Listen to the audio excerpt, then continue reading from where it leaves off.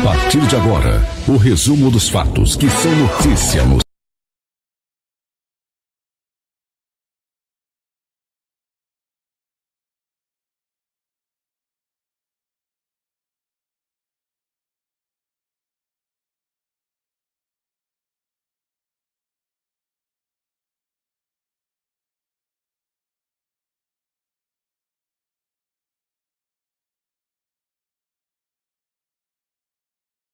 viatura da Polícia Militar. Moradores de Turiaçu interditam rodovia em protesto contra a falta de asfaltamento de ruas. Governador Flávio Dino confirma sua posse para o dia 1º de janeiro. E o Sampaio Correia encara o Goiás pelo Campeonato Brasileiro Série B. Está no ar o Jornal Central desta segunda-feira, dia 5 de novembro de 2018. Jornal Central.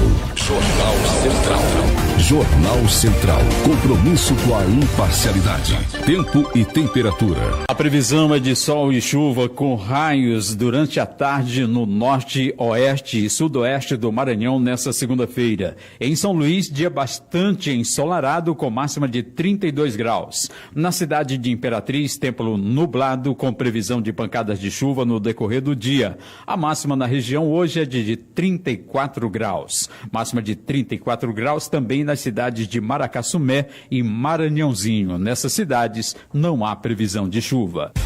Trânsito. Moradores do município de Turiaçu protestam contra a falta de asfaltamento e abastecimento de água. Eles interditaram a MA 209 na manhã desta segunda-feira. As informações com o repórter Antônio Carlos. Falamos do município de Turiaçu, MA 209, que liga o município de Turiaçu ao município de Santa Helena, no Maranhão. MA 209 fechada, altura de 4 quilômetros longe da cidade de Turiaçu. A manifestação reivindica melhoramento no atendimento de água no município, reivindica também asfaltamento de ruas e avenidas aqui no município de Turiaçu e reivindica também que o poder público municipal tome providências para o verdadeiro abandono que vive o município de Turiaçu. Fila bastante grande de veículos, motos, pessoas que se dirigiam ao município de Turiaçu estão fazendo a travessia a pé. A manifestação, de acordo com a organização, está aguardando providência por parte do poder público. Caso não venha, a manifestação se estenderá por todo o dia. Com informações da Rádio Turiaçu FM, Antônio Carlos.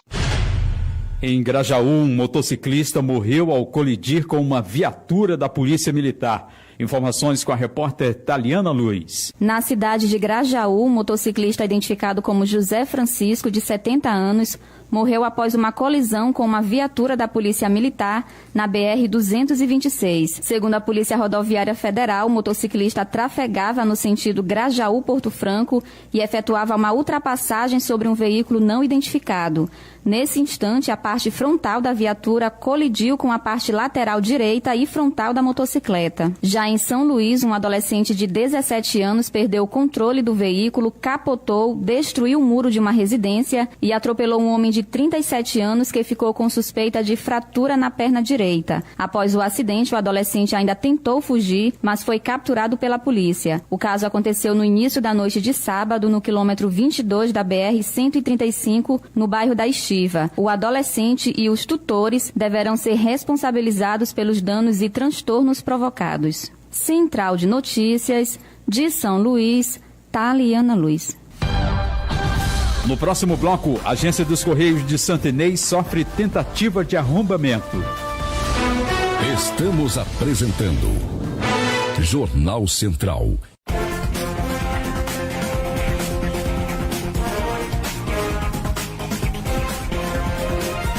Quer conhecer um pouco mais das leis que passaram na Assembleia Legislativa do Maranhão? Acompanhe por aqui.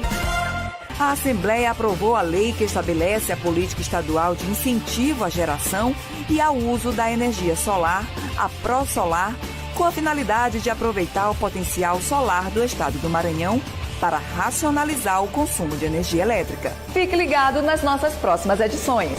Até mais! A energia solar é uma realidade, chegando a mais de 70% da matriz de alguns países. No Brasil, este modelo energético cresce mais de 300% ao ano. A Tesla Solar está preparada para oferecer o que há de melhor em serviços e equipamentos. Faça parte desta revolução, reduza seus custos e ajude a preservar nosso planeta. Acesse teslasolar.net.br ou ligue 3181-2711. Tesla Solar. Voltamos a apresentar Jornal Central. Jornal Central. Plantão policial. A polícia apreendeu uma grande quantidade de armas e munições na cidade de Balsas. São centenas de facas, facões, punhais, espadas de diversos tipos, arcos e flechas e munições de vários calibres. As primeiras informações dão conta de que as armas e munições foram localizadas na residência de um cidadão já falecido e que era responsável por um clube de tiros e colecionava armas. Depois de sua morte, a esposa teria abandonado a residência, que passou a ser invadida por criminosos para roubar.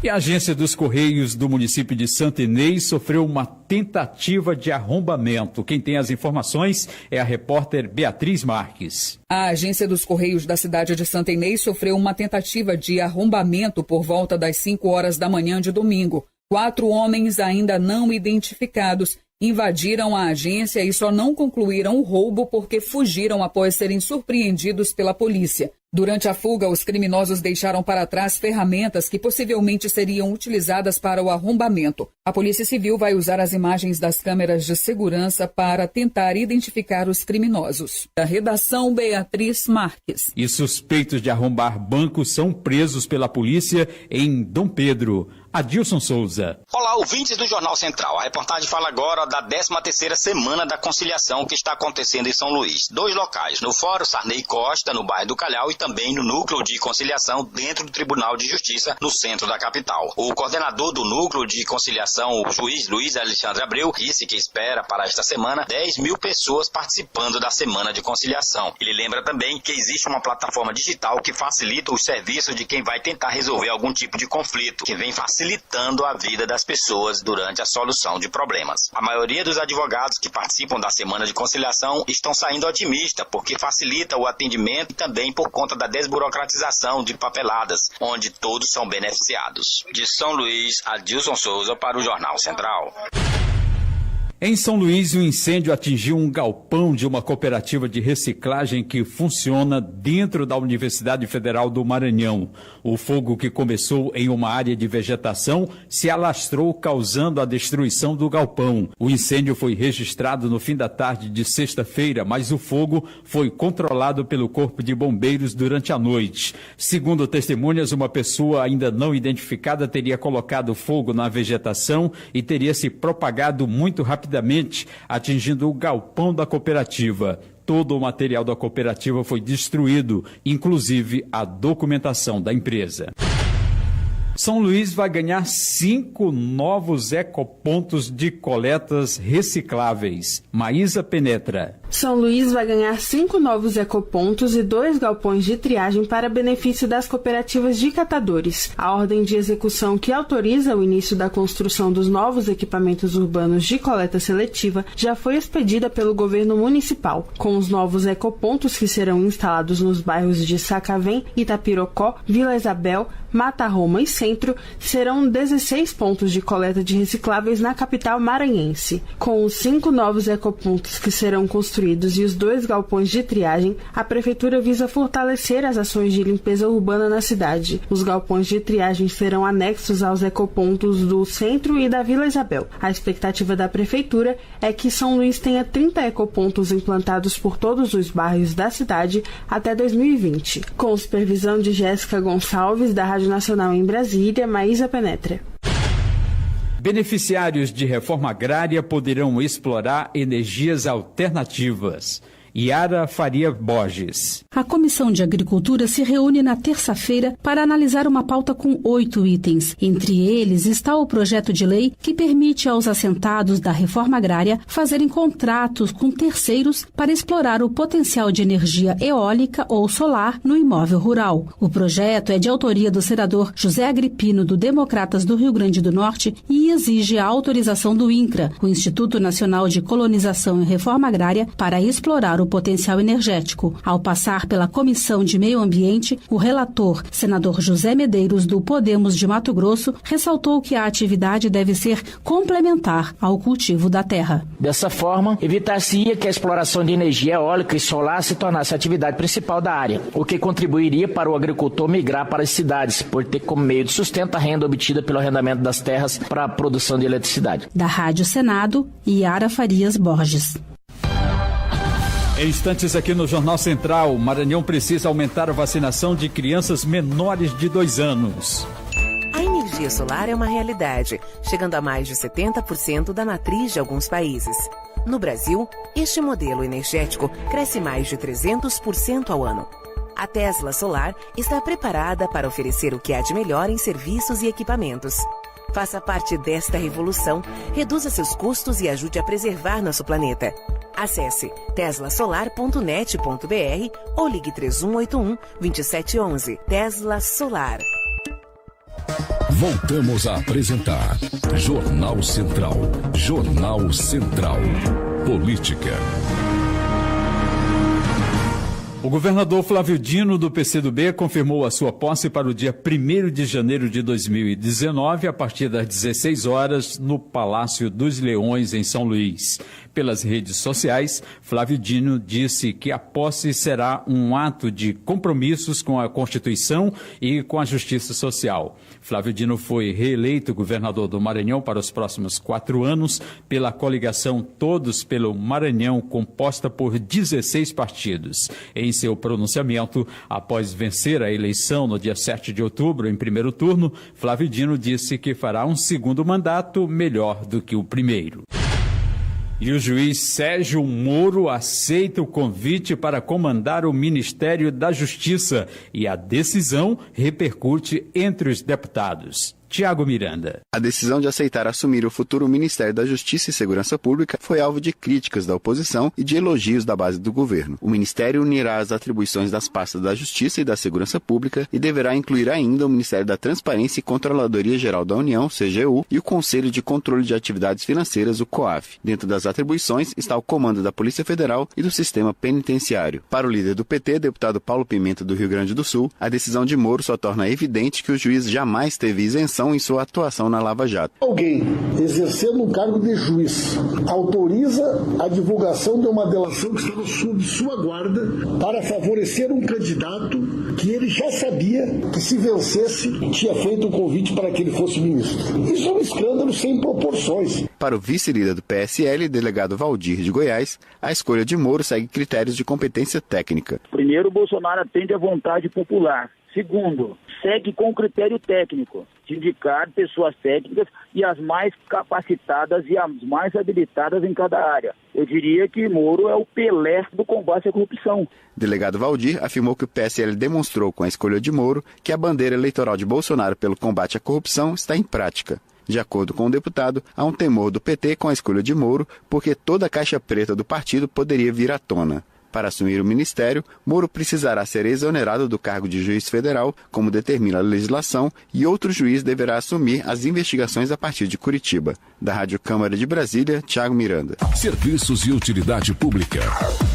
O Maranhão precisa aumentar a vacinação de crianças menores de 2 anos. A reportagem é de Janari Damascena. No Maranhão, a vacinação em crianças menores de 2 anos de idade ainda não alcançou a meta do Ministério da Saúde, que é imunizar pelo menos 90% desse público.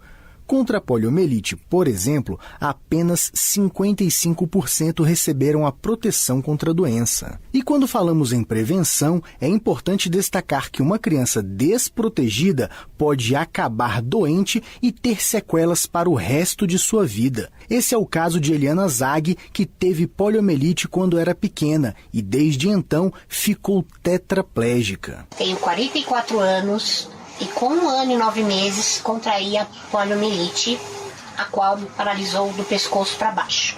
E com isso me obrigou a usar o respirador por 24 horas, sendo que poderia ser evitado se eu tivesse tomado a vacina contra a poliomielite. Carla Domingues, que é coordenadora do Programa Nacional de Imunizações do Ministério da Saúde, acredita que notícias falsas e boatos são um dos grandes problemas atuais que gera a resistência de pais e responsáveis em levar as crianças ao posto de vacinação. À medida que a população não conhece mais a doença e ela desconhece a importância da vacina, quando ela recebe uma notícia falsa, ela começa a colocar em dúvida a qualidade dessa vacina e a sua segurança e começa a achar que os eventos adversos que essa vacina pode trazer são gravíssimos, que podem inclusive levar à morte. Reportagem Janari Damascena.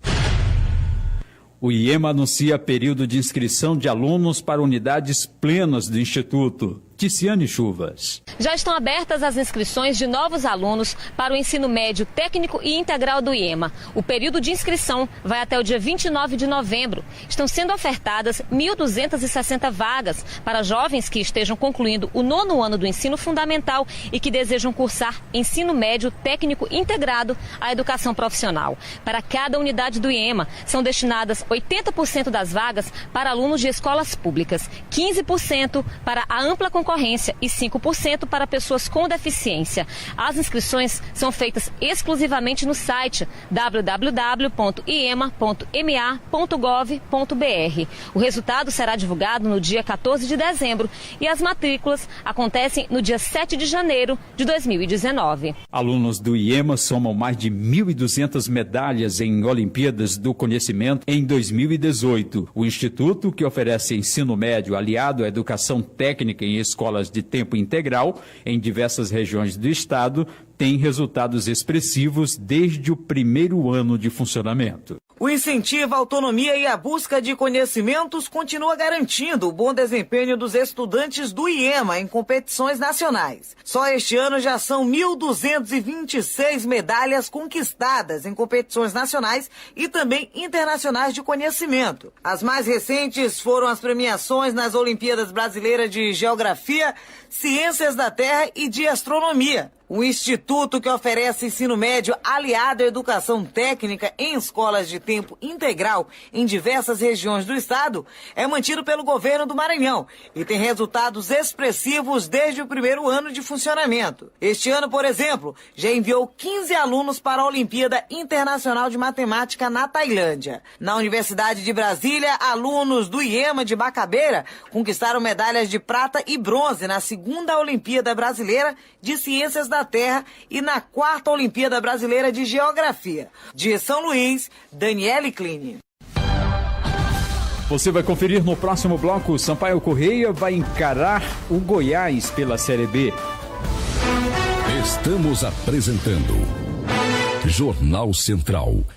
Atenção criador, começou mais uma etapa de vacinação contra a febre aftosa. De 1º a 30 de novembro você tem que vacinar seu rebanho bovino e bubalino de 0 a 2 anos. Mas é só o rebanho de 0 a 2 anos, hein? Não esqueça de comprovar a vacinação e que todos os criadores devem comparecer à AGED em que sua propriedade está cadastrada. Tem que vacinar, tem que vacinar. AGED, trabalhando para manter o Maranhão livre da aftosa. Tem que vacinar, tem que vacinar. Governo do Maranhão, governo de todos nós. Tem que vacinar.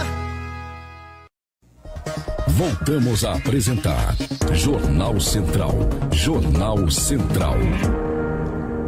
Uma campanha busca ajudar um casal de idosos a concluir casa própria em São Raimundo das Mangabeiras. Quem tem as informações é o repórter Iandelo Souza. Moradores de São Raimundo das Mangabeiras estão empenhados em uma campanha para ajudar o senhor Martim Pereira, de 77 anos, que sofre com problemas na coluna e hérnia, e a senhora Maria da Conceição Rodrigues, de 60 anos, que ficou deficiente após ter a perna arrancada em acidente de trânsito. O ocorrido recentemente na cidade. O casal reside no bairro São João. A campanha visa arrecadar materiais ou dinheiro para a conclusão da casa própria do casal. Eles moram em uma casa antes alugada e que foi cedida pelo proprietário devido à situação difícil que os dois enfrentam. Dona Conceição cuidava do esposo, mas hoje também precisa de cuidados. Os vizinhos estão fazendo o que podem por eles. A campanha está sendo divulgada através das redes sociais, como Facebook e aplicativo de mensagem, como WhatsApp. Os interessados em ajudar podem entrar em contato pelo telefone e WhatsApp 99 984 38 75 27. Central de Notícias. Informações do blog memoriasdemangabeiras.com.br de São Raimundo das Mangabeiras, região sul do estado, e Ândelo Souza.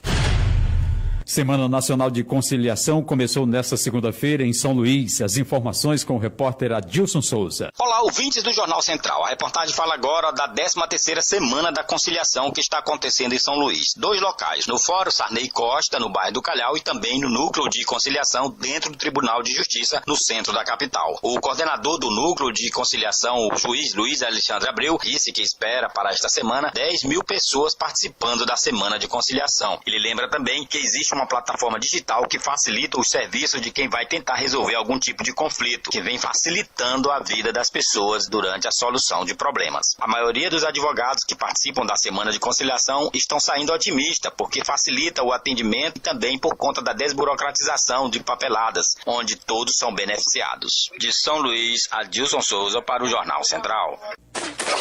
Esporte.